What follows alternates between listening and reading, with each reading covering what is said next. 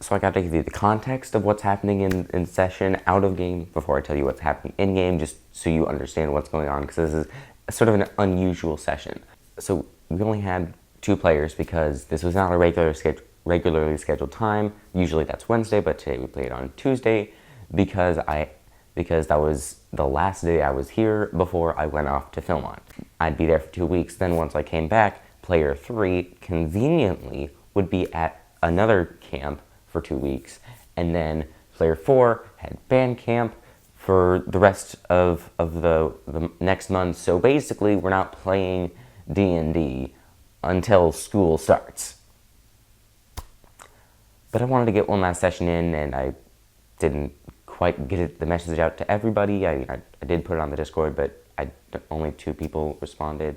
So yay. And actually, before I get into most of the video, I gotta do this mandatory thing where I tell you what the name of the channel is, what I do. The name of the channel is somewhere down below. You can see it, and I post campaign diaries like this one. And I also post videos about other things in D&D, specifically from like a mechanical standpoint. Like I really like looking into the nitty-gritty details of how the damage output and ability scores and things like that. It's pretty cool. Anyways, last session our barbarian, who is not here, had started claiming the Towers of Dominion, which are these magical towers that are kind of like Excalibur, but for Axel, the City of Kings. Anyways, I can't do that because he's not here, so we just assumed something happened, but we're just going to move on from that and go over to the next scene. So the caravan that they were guarding traveled to Munro, which is this farming residential area of the city. It's got a lot of halflings over here, but it's also got a lot of diversity in terms of people, simply because how many people are here. Like there's elves, there's dwarves, there's Elevihai, Dugatharians, which are two of the 3 ethnicities that appear in this world. Basically, Elevihai are distantly related to Chinese people and half-elves, and Dugatharians are kind of short, with a lot of bushy hair. From that, we get to the actual cool stuff. My player's boss, Dulsterd, had the 2 players who were here and his nephew Tramish go over to the inn, get some food, and then they'd switch. That way there could be people guarding and in charge of the caravan at all times. So when they went to the inn, which is called the Moon's Embrace, I should mention, yes, this is another tangent, but I gotta mention, it's spelled M-O-O-N-S apostrophe embrace, not M-O-O-N apostrophe S embrace. As in, moon, there are many moons, and each of those embrace you, as opposed to 1 moon. So for reference, my world has 4 moons actually orbiting the planet of Kakarot. They are the moons of Eliastrehi, Lanteri, Artemis, and Dor. Players were like, why was this not mentioned earlier? And I was like, I literally made it up 3 weeks ago, so this is the best opportunity to tell you, I guess. I'm getting on tangents, aren't I? Well, let's get back to the main story where they go into the tavern. They got some brisket. They tried to take the corner table in the inn, but there are many corners, and one of them, the nearest one, was full. It had a family of halflings in it. Children were running about. There were a couple other adults and things in the room. Albertus looked around to see if there was an old man in the corner, and there wasn't in the corner necessarily, but there was an old man, an Elevihai, a gray-haired Elevihai, just kind of flipping a coin on a table, just kind of doing this monotonous thing. So Albertus was like, all right, I'm going to do that one thing from Pirates of the Caribbean 1 where Jack Sparrow is doing this with his hand and the coin is running between his fingers. And so he made a dex check. He made it, and so he was doing that. He was just like looking over at the table like, I got better coin skills than you. All right, let's dance. Adolf tried to snatch away the coin, but the man already noticed, so it was like, good job. He wasn't interested in competition, so they sensed that there was something going on in his life. He seemed kind of sad, so they went over and talked to him. Basically, he'd found this really nice, again, being keywords, partially intact house out in the ruins, and he wanted to keep it and use it as his own because he hadn't had one for a while. And so he'd been sleeping in his shop. But anyways, he tried to keep it, but then it got attacked. Some Favoritians destroyed it. Favorite is the merchants, is the ward of merchants, which is a different part of the city. So he's had some problems in his days. The heroes asked if potentially they could track down the people who did this to him and bring some justice, but he didn't know really where they were or who they were, and so he couldn't really help them. I mean, they wanted to help him, he just didn't have any information to give them, which was unfortunate. Briskets came in, and then the quiet of the inn was broken by a burly, not finely dressed, but certainly sharply dressed halfling with an entourage of various halflings and Levi. They came in, took the center two tables, pushed them together, and started laughing and talking and chatting with others. They were joking mainly about the fact that Alcento, another guy in the city, had tried to climb the towers earlier that day, but had failed. One of the halflings said, you know what? I think our man Maykin could have done that. And then to which Aoth laughed. And this is a problem, because Maykin is actually the ruler of this ward. So, things are going to get interesting.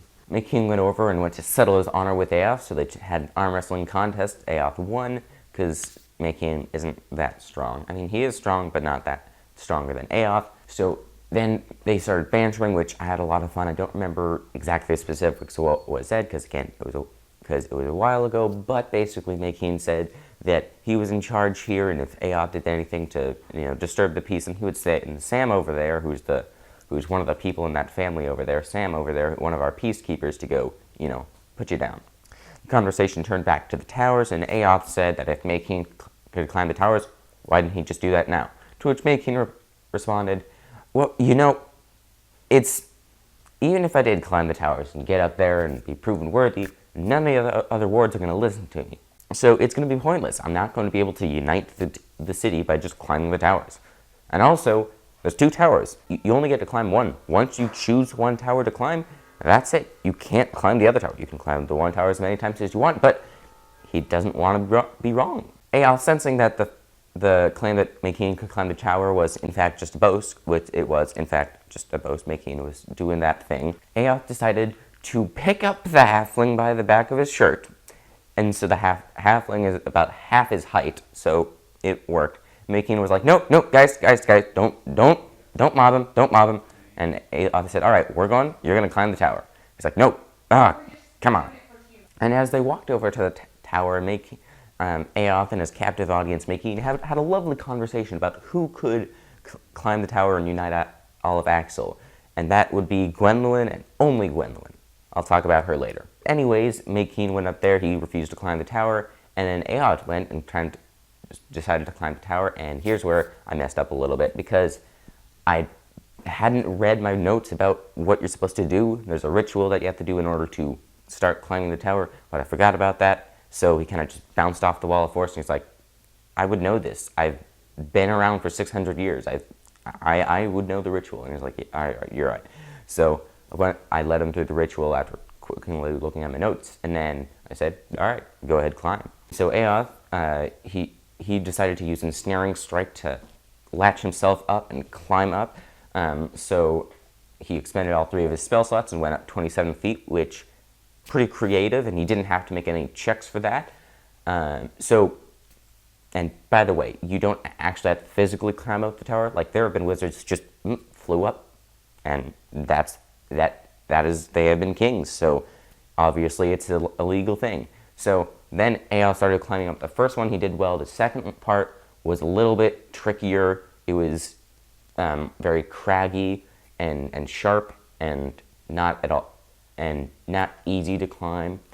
And he rolled, I think the DC was 20, and he rolled like 18 or something. So he didn't make it. He fell off the tower, taking 66 points of damage. Not 66, but 6d6, knocking him down substantially.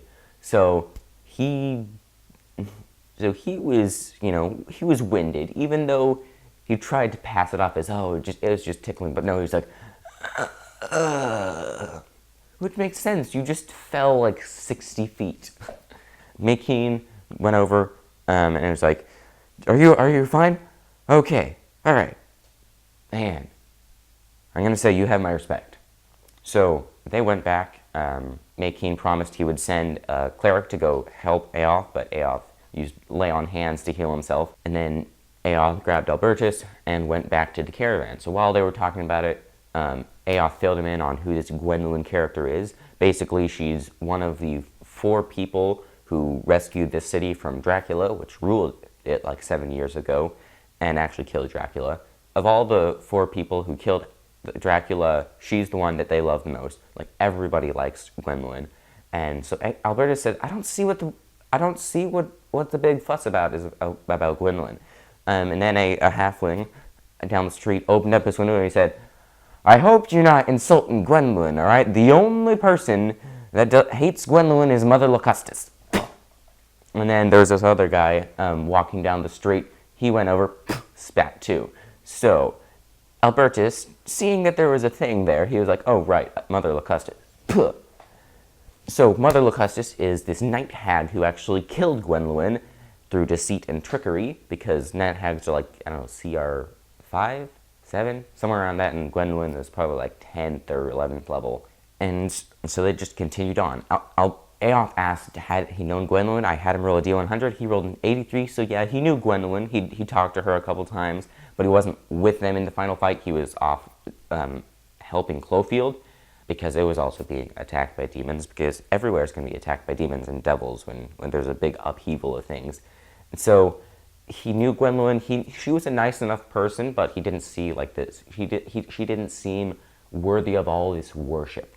Now, that was the end of the session, and let's move on to the DM section, where I talk about the things that were going on behind the screen, my thoughts and opinions on how I did. So I really should have spent more time looking at the towers. I didn't know that they were going to become a big part of this, but even if I'd done it a couple months back, and I was like, yep, I know this, and I'm just going to run with it, and I didn't know it, so that